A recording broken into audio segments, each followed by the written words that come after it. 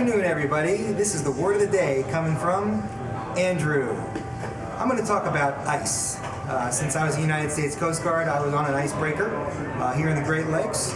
So I'm going to give you a little information right now about what's going on in Antarctica. So, U.S. Coast Guard is sending a heavy icebreaker called the Polar Star.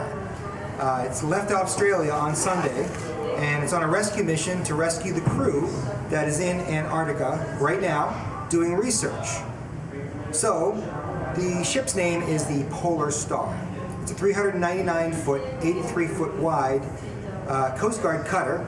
It'll take about 7 days to get down to where that big research vessel is stuck. This is a huge ship. It's 13 tons. It's an ice-breaking beast.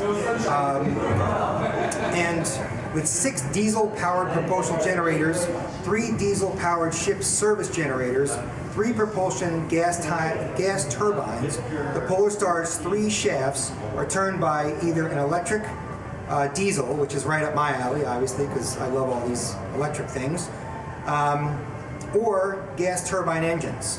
These shafts are 16 feet long, and they control a 4-blade propeller, which is pitch controlled, so they can adjust the pitch of the propellers. The diesel electric plant can produce 18,000 shaft horsepower, and the gas turbines 75,000 horsepower, which is a lot of horsepower. Quoted from the Vice Admiral of the United States Coast Guard, our highest priority is safety of life at sea, which is why we are assisting the ice-breaking navigational path for both these vessels. What's ironic is that this vessel that's stuck in the ice that everybody's going down to rescue was down there on a global warming mission, trying to measure the melting of ice caps that supposedly for the past 2 decades the ice caps have been melting.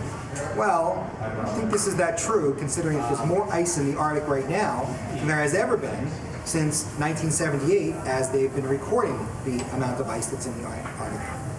And another ironic thing is that you don't hear that it was a global warming mission, because obviously nobody wants you to know that because of the funding.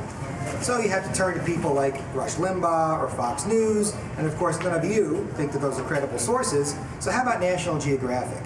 I think they're the most credible source out there when it comes to anything that has to do with nature, animals, and they're the ones who said that the polar caps have more ice now than they ever have since 1978.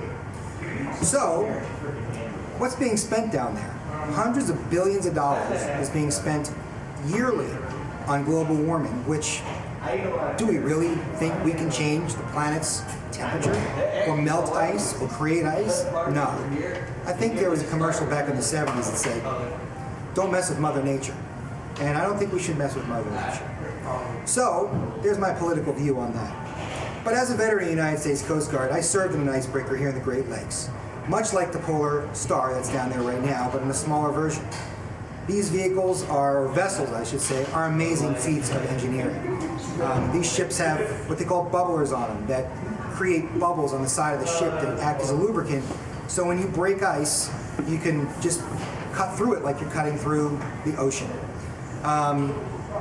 These vessels also can break, the Polar Star can break up to 10 feet of ice, back and ram up to 15 to 20 feet, crack it right in half. The vessels here in the Great Lakes can do up to 4 to 6 feet of ice, and they break ice paths for all the shipping vessels that you see that haul all kinds of goods and services throughout the Great Lakes and America.